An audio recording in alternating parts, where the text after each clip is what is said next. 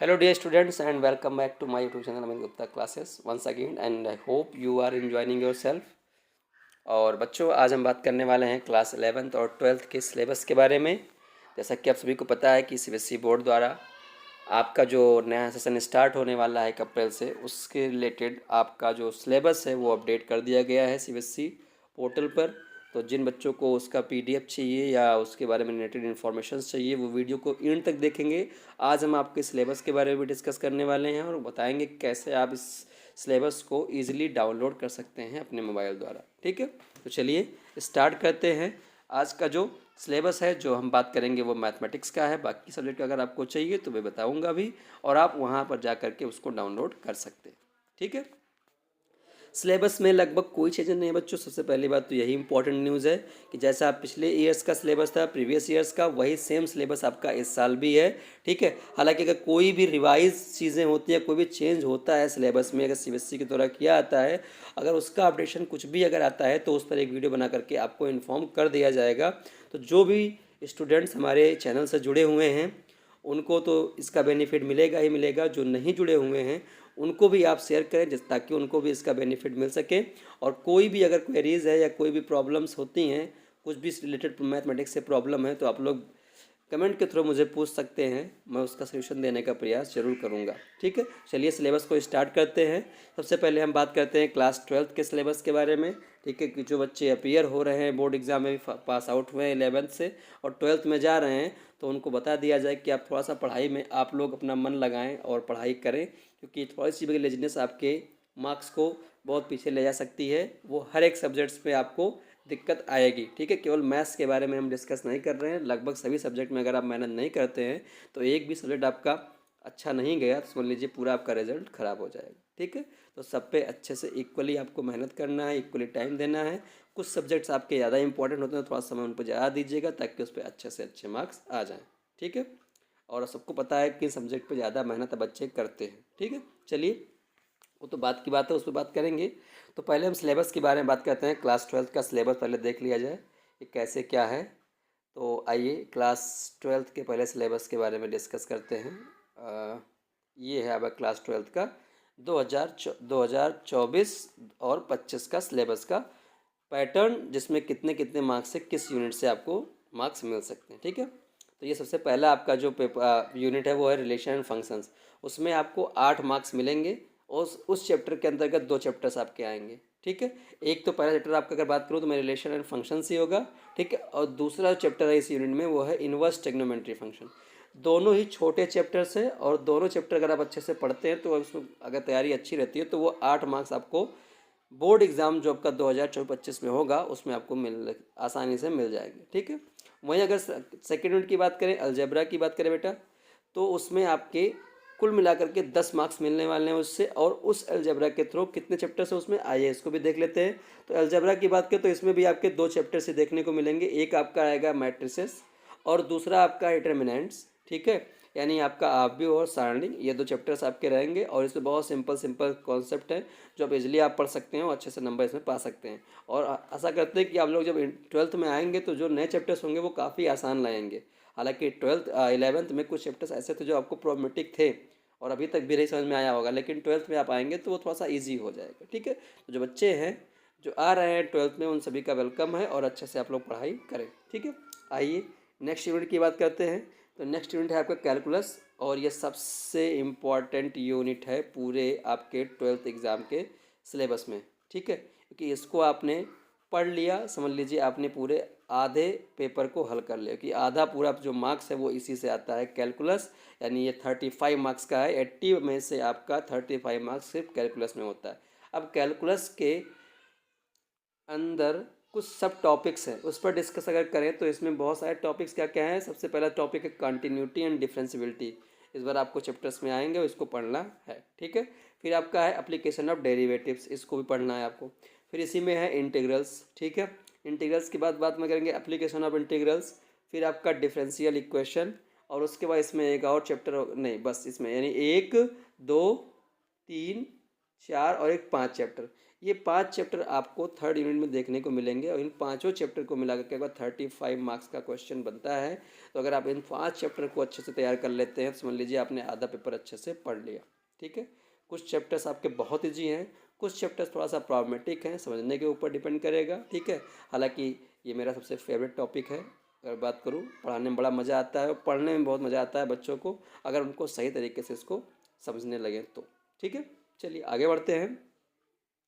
ये बात करें नेक्स्ट यूनिट की बच्चों, तो नेक्स्ट यूनिट आपका है इसमें फोर्थ यूनिट जो है वेक्टर्स एंड 3 डायमेंशनल ज्योमेट्री। ये आपका दो चैप्टर्स को मिला करके एक यूनिट बना दिया गया फोर्थ यूनिट, और ये 14 मार्क्स का क्वेश्चन इससे मिलेगा।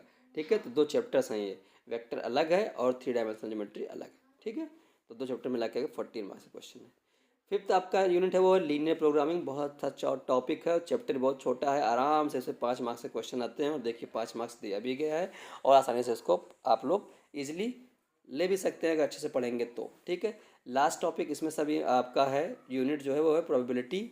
इससे आपको 8 मार्क्स के क्वेश्चंस देखने को मिलेंगे। ठीक है, तो अगर आप ये टोटल अगर देखें मार्क्स को काउंट करें तो 80 मार्क्स का कुल पेपर आपका आने वाला है और 20 मार्क्स का आपका इंटरनल असेसमेंट होता है जो आपके स्कूल टीचर द्वारा लिया जाता है आपके एंड ऑफ ईयर में। ठीक है, जब भी आपका हो जाए या फरवरी मार्च में जो भी होगा उस दिन आपका लिया जाएगा। ठीक है, तो ये तरीका है। और इस बार एक खुशखबरी और भी है कि इस बार पेपर जो पैटर्न है इस साल जो पेपर का होने वाला है वो 2 टर्म में होगा। ठीक है, तो 2 टर्म वाला का सिस्टम अगर लागू होता है इस बार तो बहुत अच्छी बात है। बच्चे जो पढ़ेंगे जितना पढ़ेंगे उतना ही अच्छा उनका नंबर आएगा। ठीक है, तो ये आपका पूरा सिलेबस है। अब सिलेबस में कहें कौन सा सब टॉपिक कैसा है, तो एज इट इज़ जैसा प्रीवियस ईयर का टॉपिक था बच्चों वैसे ही टॉपिक इसमें भी है, कुछ चेंजेस नहीं हुए हैं, सिंपल है। अच्छे से आप इसको देख लीजिएगा, मैं बताता हूँ कैसे आपको डाउनलोड करना है। आप लोग वहाँ पर जा करके इसको पहले डाउनलोड कर लीजिए और अच्छे से अपने अपने मोबाइल में इसको रख लीजिए और पढ़ लीजिएगा।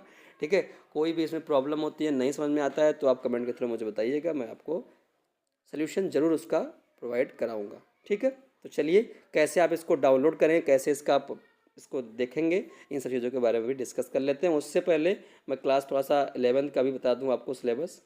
ठीक है, इसमें भी कोई चीज़ें नहीं हुई बच्चों, सिंपल सी बात है। इसमें चैप्टर्स भी वही सेम है और थोड़ा मेहनत करना है कि जो 10th वाले बच्चे हैं कुछ चैप्टर्स आपको नए देखने को मिलेंगे इसमें। देखिए क्लास 11th का सिलेबस है बच्चों वो है, इसमें पहला है sets and functions. Set theory आपको पढ़नी पड़ेगी, फंक्शंस में आपके 2 फंक्शंस होंगे। ठीक है, ट्रिग्नोमेट्री फंक्शंस हैं, रिलेशन एंड फंक्शंस हैं, तो इसमें आपका देखना होगा 23 मार्क्स का है। हालांकि 11th अच्छे से पढ़ना रहेगा, जो बच्चे 10th से पास आउट होकर के 11th में आ रहे हैं वो समझ लीजिए आप प्री बोर्ड की तैयारी कर रहे हैं, यानी बोर्ड से पहले की तैयारी आप लोग कर रहे हैं कि 11th जो है वो 12th का प्री बोर्ड है एक तरीके का। तो आप लोग 11th भी अच्छे से पढ़िएगा, थोड़ी शरारत मत करिएगा, इतना लेजी मत हो जाइएगा कि भैया first year is a rest year, अगर ऐसा सोचने लगेंगे तो आपको फिर जब 2026 में 25-26 में आप लोग आएंगे जो फर्स्ट ईयर वाले 12th में जाएंगे तो उनके लिए वहाँ समस्या आएगी। ठीक है, जैसा कि अभी कुछ बच्चों को जो भी 12th में आ रहे हैं उनको समस्या भी आ सकती है क्योंकि उन्होंने इसको रेस्ट ईयर ही समझ कर पढ़ाई की होगी। ठीक है, ये बात फैक्ट है, भले कोई माने ना माने, नहीं बच्चे ऐसा करते हैं। ठीक है, तो चलिए ये आपके कुछ 5 यूनिट्स हैं, 5 यूनिट्स में आपके पूरे चैप्टर्स डिवाइड हैं, वो भी 80 मार्क्स के हैं। ठीक है, इसको सिलेबस में मैं आपको प्रोवाइड करा दूंगा, कैसे डाउनलोड करना है दिखा देता हूँ और वहाँ से देख करके इसको आप लोग प्रैक्टिस कर सकते हैं। कुछ 10th के बच्चों को कुछ चैप्टर्स आपको तो लगेंगे कि हाँ आपने पढ़ा हुआ है, कुछ चैप्टर्स आपको लगेंगे आपने नहीं पढ़ा हुआ है। धीरे धीरे जब आप 10th 11th में 12th में आएंगे, जिस भी स्कूल में जाएंगे, जहाँ भी आपको टीचर्स मिलेंगे मैथ्स के, वहाँ पर आपको ये आसानी से समझ में आने लगेगा जब आप पढ़ने लगेंगे तभी। ठीक है, तो best of luck for your future. अब आइए बात करते हैं कैसे आप इसको डाउनलोड कर सकते हैं। तो उसके सबसे पहले कुछ नहीं करना है आपको बच्चों, आपको सिर्फ पहले क्रोम में जाना है। ठीक है, क्रोम में जाइएगा, थोड़ा सा मैं इसको बैक कर दूं और थोड़ा सा बैक कर दूं। ठीक है, अब क्रोम में जाना है और क्रोम में आपको सर्च बॉक्स में लिखना है CBSE। ठीक है, CBSE क्लिक कर देना है। यहाँ से रिजल्ट में मत जाइएगा, थोड़ा और नीचे आइएगा और स्क्रॉल करते हुए नीचे आएंगे तो लिखा हुआ central board of secondary education, यहाँ पर क्लिक कर दीजिएगा। जैसे ही क्लिक करेंगे कुछ आपका होम स्क्रीन पर इस तरह से देखने को मिल जाएगा, इसमें कुछ आपके टॉपिक्स दिए रहेंगे। ठीक है, मेन वेबसाइट्स है, परीक्षा संगम है, रिजल्ट है और आपका एकेडमिक वेबसाइट आपको दिखेगा, तो यहाँ पर आपको क्लिक करना है। यहाँ जैसे ही क्लिक करेंगे आपको कुछ ऐसे ग्रीन बॉक्स में कुछ आपके टॉपिक्स लिखे देखने को मिलेंगे, यहाँ पर मिलेगा कैरिकुलम, वहाँ पर आप क्लिक करेंगे तो ऐसे ही आपको कैरिकुलम खुल जाएगा और आपको कई सारे करिकुलम दिखने को मिल रहे हैं, हर ईयर का दिख रहा होगा आपको। तो आपको 24-25 पे जाना है, यहाँ क्लिक कर दीजिएगा। क्लिक करेंगे तो ऐसे ही आपको ओपन हो जाएगा। दो चीज़ें दिखेंगी आपको, सेकेंडरी करिकुलम यानी 9th और 10th के लिए, दूसरा आपका है सीनियर सेकेंडरी करिकुलम 11th और 12th का। तो यहाँ पर आप क्लिक करेंगे, फिर यहाँ पर आपको एकेडमिक्स में आना है, एकेडमिक इलेक्टिव्स में आना है, सब्जेक्ट में यहाँ क्लिक करेंगे तो यहाँ सारे सब्जेक्ट आपको खुल जाएंगे। जिस भी सब्जेक्ट का आपको चाहिए होगा वो आपको यहाँ से मिल जाएगा। ठीक है, जैसे मान लीजिए फिजिक्स है, मैथमेटिक्स डाउनलोड करा तो मैथमेटिक्स पे क्लिक कर देंगे, आपको सिलेबस डाउनलोड होकर के आपको मोबाइल में फीड हो जाएगी। ठीक है, तो ये आपको सिलेबस पता चल गया हो कैसे डाउनलोड करना है। तो आप इसको डाउनलोड कर लीजिए और अच्छे से पढ़ लीजिए और पढ़ाई अभी से स्टार्ट कर दीजिए। ठीक है, और समय समय पर मैं आपको इसे कुछ चैप्टर्स प्रोवाइड भी कराऊंगा। और अगर आपको कुछ पढ़ना है, इसमें से कुछ टॉपिक पढ़ने हैं, तो वो सिलेबस के मेरे प्लेलिस्ट में मौजूद है, तो आप उस वहाँ पर जा करके सर्च कर सकते हैं और आपको बहुत सारे वीडियोस क्लास 12th के मिल जाएंगे। ठीक है, आप उसको अच्छे से पढ़ सकते हैं। ठीक है, बाकी आपके न्यू सेशन में मैं कोशिश करूँगा कि आपको सभी वीडियोस मिलते रहे समय समय पर। जो भी इन्फॉर्मेशन CBSE द्वारा मुझे मिलती हैं या इन्फॉर्म होती हैं या देखते हैं कि वेबसाइट पर मिलती है, तो मैं उसको प्रोवाइड ज़रूर कराऊँगा आपको। ठीक है, तब तक क्या आप लोग एंजॉय करें और पढ़ाई करते रहें। Bye bye, take care.